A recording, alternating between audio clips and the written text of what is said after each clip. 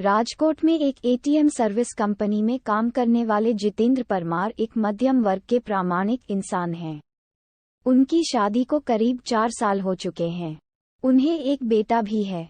वैसे तो जितेंद्र पाठ पूजा में कम ही मानते हैं, पर रास्ते में मंदिर या मस्जिद आ जाए तो सिर झुका भी लेते हैं।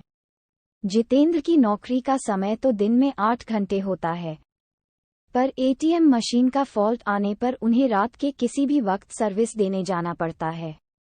अपने इसी काम के चलते वह एक रात अपनी बाइक पर जा रहे थे।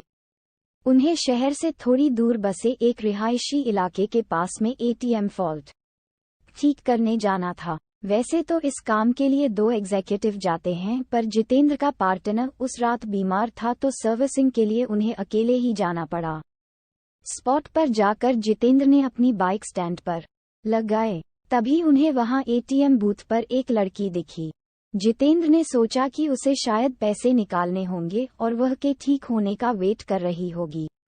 फॉल्ट ठीक करने के लिए जैसे ही जितेंद्र एटीएम बूथ के अंदर आए तो वह लड़की भी अंदर आने लगी। सिक्योरिटी गार्ड ने उन्हें बाहर रुकने के लिए कहा। अब जितेंद्र अपना काम कर रहे थे, तभी अचानक उसकी नज़र एटीएम बूथ के बाहर गई। वहां उन्होंने जो देखा उसे देखकर उसके पसीने छूट गए। बाहर खड़ी लड़की एटीएम गार्ड की मुंडी अपने हाथ में लिए खड़ी थी और वह जितेंद्र की ओर घूर कर देख रही थी। ये सब देखकर जितेंद्र का दिल बेतहाशा तेजी से धड़कने लगा। उन्होंने वहां से नजर हटा ली और सोचा कि ये उनका भ्रम होगा। वो ये सब सोच ही रहे थे कि तभी अचानक उनके सीनियर का फोन बज उठा। ये फोन वहां का फॉल्ट जल्दी ठीक करने के लिए था। कांपते कांपते जितेंद्र फिर से काम पर लग गए। थोड़ी ही देर में उन्होंने एटीएम मशीन ठीक कर लिया।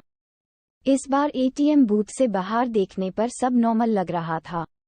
वह लड़की भी वहां खड़ी थी और एटीएम बूथ का गार्ड भी उसके पास आराम से खड़ा था। जितेंद्र ने सोचा कि पहले जो भी देखा था वह सब उसका भ्रम होगा। वह काम निपटा कर सीधा अपनी बाइक की ओर दौड़ गया। जाने से पहले उसने एक बार फिर एटीएम बूथ पर नजर डाली, तब एक बार फिर से उसका दिल दहल गया। एक बार फिर बाहर खड़ी लड़की एटीएम गार्ड की मुंडी अपने हाथ में लिए खड़ी थी। इस भयानक नज़ारे को देखकर जितेंद्र बुरी तरह डर गए और जल्दी से वहां से भाग निकले। राजकोट वापस लौटते वक्त भी उन्हें बार बार यह भास हो रहा था कि उनकी बाइक के साथ कोई परछाई चल रही है। वे घबराए हुए बीके चलाए जा रहे थे कि ना जाने कैसे अचानक ही उनकी बीके बंद हो गई और ठीक एक बरगद के पेड़ के पास जाकर रुकी। जितेंद्र जी को यकीन नहीं हो रहा था कि उनके साथ ये सब सचमुच हो रहा है।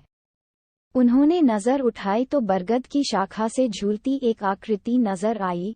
उसके हाथ में एक नरमुंड था और वो अजीब घरघराहट भरी आवाज में कुछ बोल रही थी। जितेंद्र जी ये सब देखकर वही जड़ हो गए। न उनकी चीख निकली न उनके बगल में आकर बैठ गई और उनका सर सहलाने लगी। इसके बाद जितेंद्र जी को कुछ याद नहीं कि उनके साथ क्या हुआ।